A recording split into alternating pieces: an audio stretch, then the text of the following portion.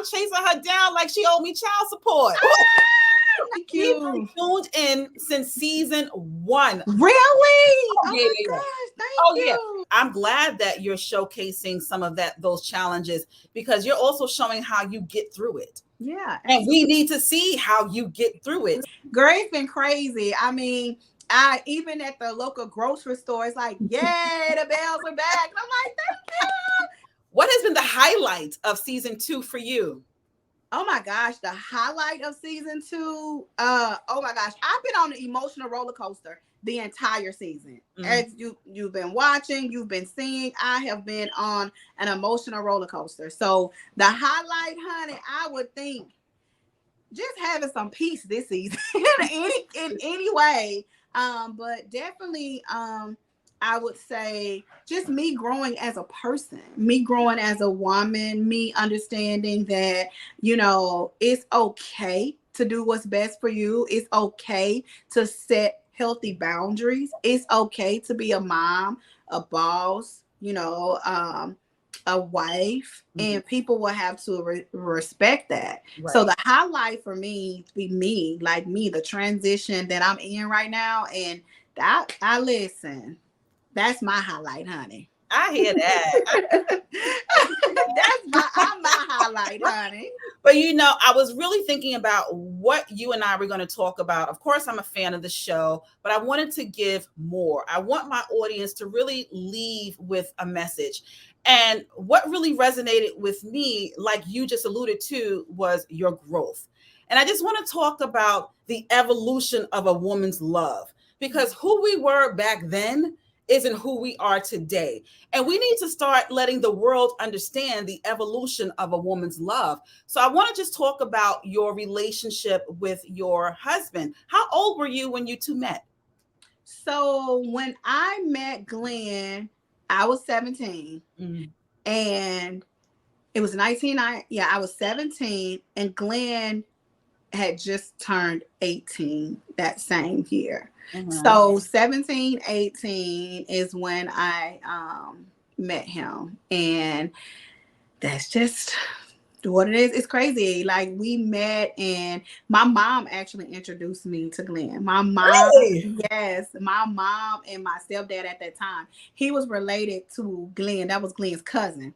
And my mom moved with him, which was like 30 minutes from where we were staying.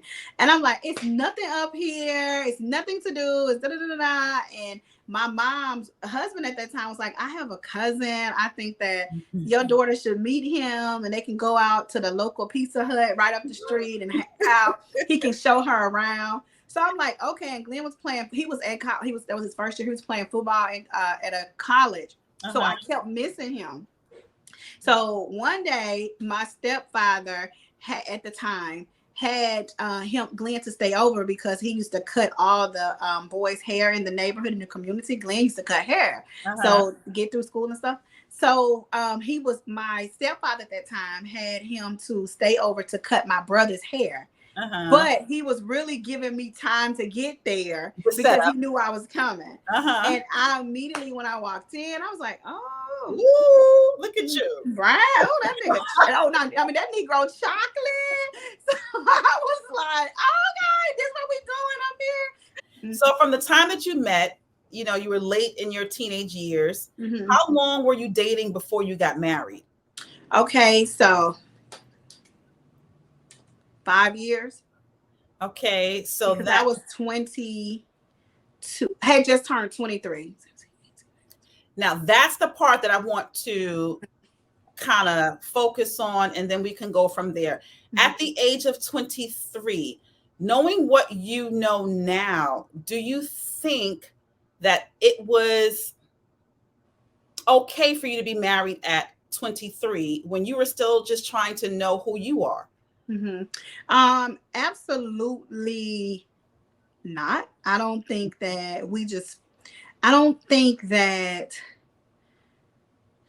think we should have continued to date. a little longer, just because, like I said, but we were together from like 17, 23, like every day, all day. My best friend, my parents, my grandfather, my mom, both of my uncles are pastors. My grandfather was like the head deacon. It was kind of like my grandfather, like, oh, y'all shacking? That's what we not gonna do.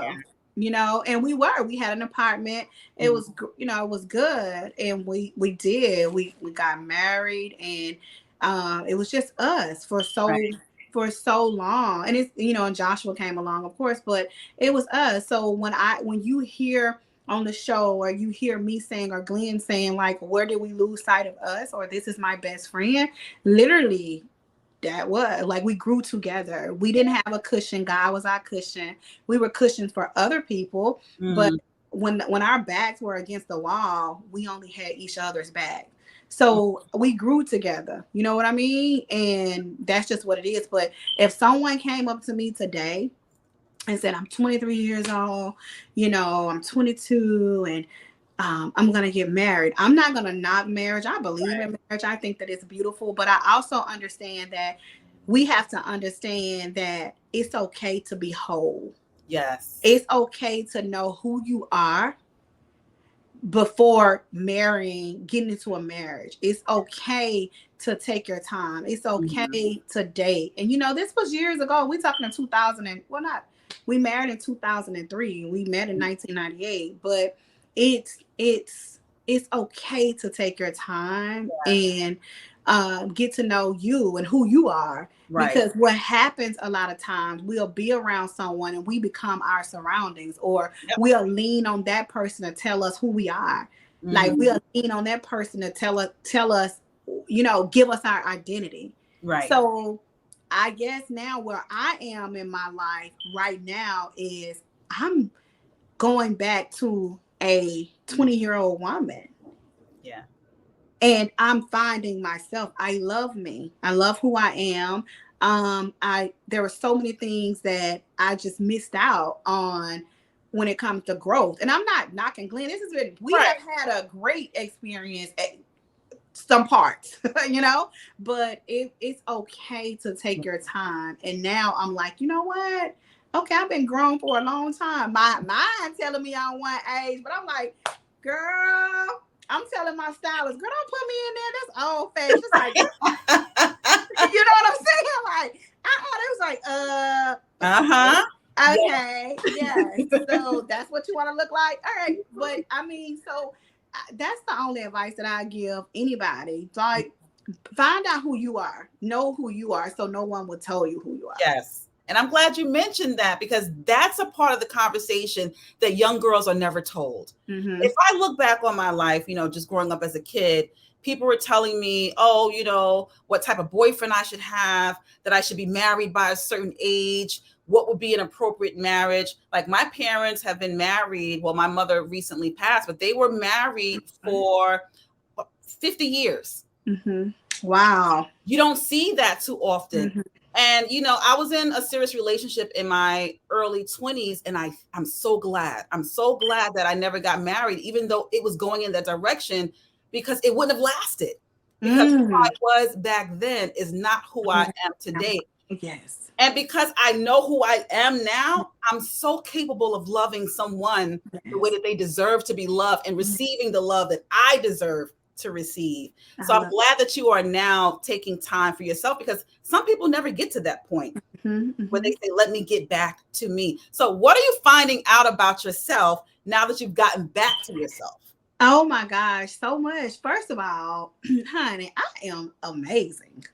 Let's start there, okay? I am amazing. I'm able to tap back into my creativity, to do so many more things, and just like parts of me that I suppressed. So do you have any idea of where you would like your destination to be as it relates to your marriage? Do you want to continue working on it, or are you saying it's not going to work? I don't want confusion. If I got to teach a man how to treat me, I'll get a puppy. So I am done with that stage of my life. You know what I mean? I'm like water. We're going to continue doing what we're doing, and you'll see as the episodes continue to roll out. But I'm not forcing anything. I'm not forcing anything. Anybody that's in my life, I'm allowing you to be in here because I want you to be in my life, not because I need you to be in my life. And again, as you said, it is a privilege. Yes. It is a privilege. And that's what we miss the mark sometimes as women. It is a privilege for you to be with me because the type of love that I have is rare.